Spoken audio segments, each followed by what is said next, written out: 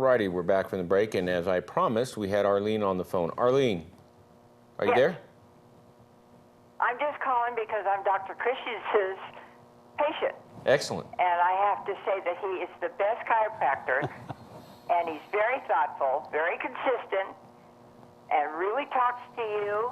And Dr. Reiner, I have to say that I go to your clinic all the time too.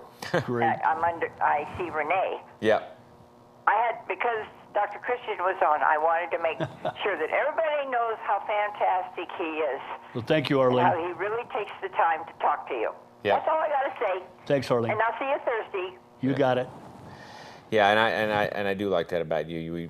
We practice a lot of the same. You're very, close with your patients. One of the things I like about chiropractic care, different than allopathic care, which is being an MD, and doctors of osteopathic medicine are more in along your line, is that you're touching people. Yeah. You're actually putting your hands on them and doing something for them. And 9 times out of 10, patients, I would say probably more than that, walk out feeling better in your practice than they do in mine. A lot of times people are angry waiting to see me. They get tired of that. You're out there in your waiting room getting them in. We're going to take care of you. I mean, you have a different approach to it, and I think that's because of what you do and how you do it. I mean, I can't, because of I can't go out to my waiting room and talk to somebody about their illness because I got 4 other people around there, listening to that, and then that would be a HIPAA violation, and everything's so secretive. But. Well, and a lot of it is my background working with athletes and working in training rooms. In the pro football arena, you have 80 ball players, and on Monday after a Sunday game, you have all 80 ball players in the training room, all with 3 or 4 different injuries that you're treating. So you learn to spread yourself, you learn to listen, and you learn to treat at that level. Yeah. Well, I was just in your office before we were here. It was earlier this afternoon, and it's kind of like the same thing I'll do. I mean, your technician was asking you, how much traction do I do on that? Without even a split second, 135 pounds. I mean, you knew, it's just like, someone coming up to me and saying, how should I take that dose? And then do you know exactly what they're supposed to take? Because it's like, you've been doing it forever, right? Well, that's why they call it a practice. Yeah. We've been practicing forever. Yeah, one day you might get it right? Yeah. No, thank you for calling in, Arlene, and thanks for those kind words. And, if you're looking for an office where I think you can get, what we're going to be doing ultimately is staffing that office with a new nurse practitioner we're hiring. Yes. And one of the things we're going to involve out of that whole philosophy is not just chiropractic and manipulation, but we're going to be talking about all types of health wellness, dietary support. We're going to work with Peaceful Minds and counseling support, try and take care of the whole sphere of the patient. And I've talked a lot about on this show about people that have a hard time exercising. A lot of my diabetics do, and a lot of things because of their injuries. Well, I now got a place I can send them so that there's no more excuses to try and increase your ability to move and keep yourself moving. I mean, what little I know, which is I don't do physical medicine, never really been trained in it, but the key to basically getting yourself better is being mobile. Yeah, you have to move. The key to health is moving. It is. I mean, you have to move. When you quit moving, you die eventually. Yep. And I encourage patients, they come in, they want wheelchairs. I want an electric wheelchair. And I'm just like, if you do that, it's kind of a death trap because now you stop using your legs and then swelling ensues and then you get venous insufficiency because of the dilated, lymphatic systems and then you get ulcers and all types of stuff. So let's see, we have a new caller. Richard, are you on the phone? Yes, sir. This is directed to Dr. Christensen. Doctor, I have, I guess, what's called degenerate disc disease. Okay. And I hurt myself not too long ago because I was weed eating and bending over for several hours, doing the yard work, and it was very painful. Is there anything that can be done or manipulate my spine to help relieve that so it doesn't happen again, or am I just out of luck? Oh, yes, sir.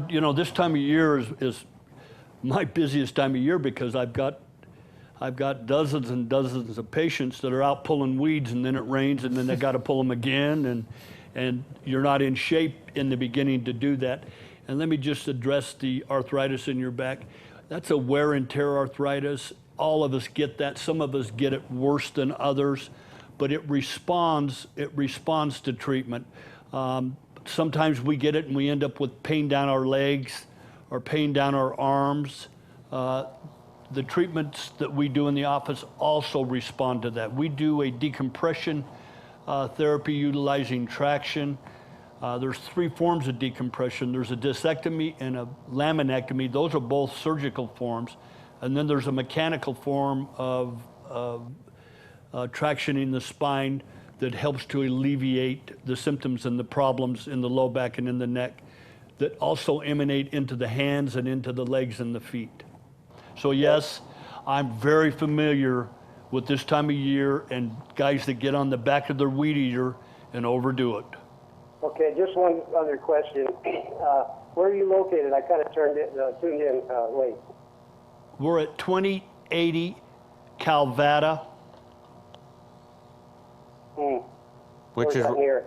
Is that near over by the old Sears building there across the street? no. No, we're up the street from that. That's across the street from the VA. Oh, okay, gotcha. Thank you. You're welcome. We're a stone's throw from the VA. I mean, you come out the front door and you're looking at the side of the VA clinic. In fact, I have a lot of veterans that just walk across the street that I treat after they've been there. Okay, well, thank you very much. Appreciate You're it. welcome. Yeah, very good topic about degenerative disc disease in the spine. You're right. Everybody has it.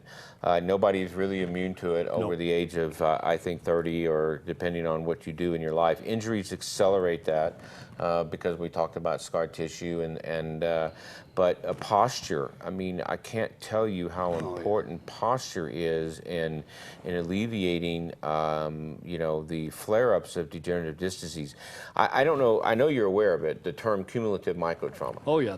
And cumulative microtrauma is basically the spine, and you know it obviously better than anybody, that it has a natural curvature. Oh, yeah. And it's basically, and if you break the lordosis of the lumbar spine, you basically are taking the spine out of alignment. Yep. And if you stretch it, it should be curved, but if you stretch it, then that's the cumulative microtrauma, and it's breaking the fibers, it's breaking the support tissues, and therefore you get disc height reduction, and then you get nerve compression. Exactly. And this is a chronic problem. So everybody walks, and I'm guilty of it too. We kind of just walk like this, shoulders down, back, hunched over, and our neck the same way. We gooseneck. All of these things we do over time cause destruction of the spine. The cumulative trauma. Yeah, the cumulative microtrauma. And of course you can have macro trauma, such as a car accident or a lifting. One of the things that you probably as well as anybody is that the people who bend over to pick stuff up, this is the cause of the injury. There's a 15-to-1 fulcrum. When you bend over and pick something up, if you pick up 15 pounds, multiply it by 15, and that's the force being applied against your back. The force down on the disc. Exactly. It's actually about 600 PSI is what it ends up being. There you go. That's a tremendous amount of force. A tremendous amount of force. And that's what's causing a lot of the back injuries. And so, having going to back school where they teach you how to properly lift and things of that nature. So people bending over to pick up weeds, it's only not even a 1 pound weed, but it's that pulling action that does the same thing. Yeah, and you're loading up the facets in the back. These are the joints. Yep. You're loading up those facets. And if you have degenerative joint disease, there's arthritis in those joints. And I just describe it as when you lock up and try to pull, those joints bite each other, and they're loaded with nerve endings, and those nerve endings are protective mechanisms so that you don't blow your back out.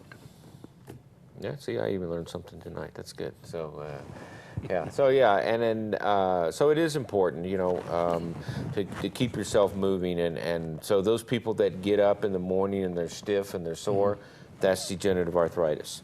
And those people that have arthritis that gets worse during the day, as the day goes on, that's a type of inflammatory. Now, don't get confused with that. If you have a bad back and you happen to sit down from your work and then you get up and you're in pain, that's still degenerative arthritis. Anytime you sit, the body has a chance to gel, those joints come together. Anytime you stretch and pull them apart, that's the pain of degenerative arthritis.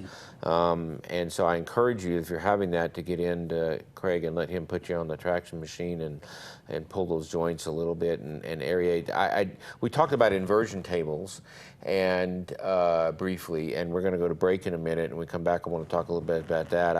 I like you, do not like what I see on TV, these things that hang upside down. I don't think that that's really healthy because of what it can do to the cerebral vasculature, but that's a form of decompression when people do hang in those inversion tables. So if you have one of those at home, please be very, very careful in using it because of the risk of increasing that vasculature. But you have a machine that is kind of cool because it basically actually pulls them. I mean, it's a really subtle way of being able to expand that spine and get them back. Okay, we're going to go to break and then we'll come back. And hey, we got 15 more minutes, so plenty of time for you callers to call in. We'll be right back. Thank you.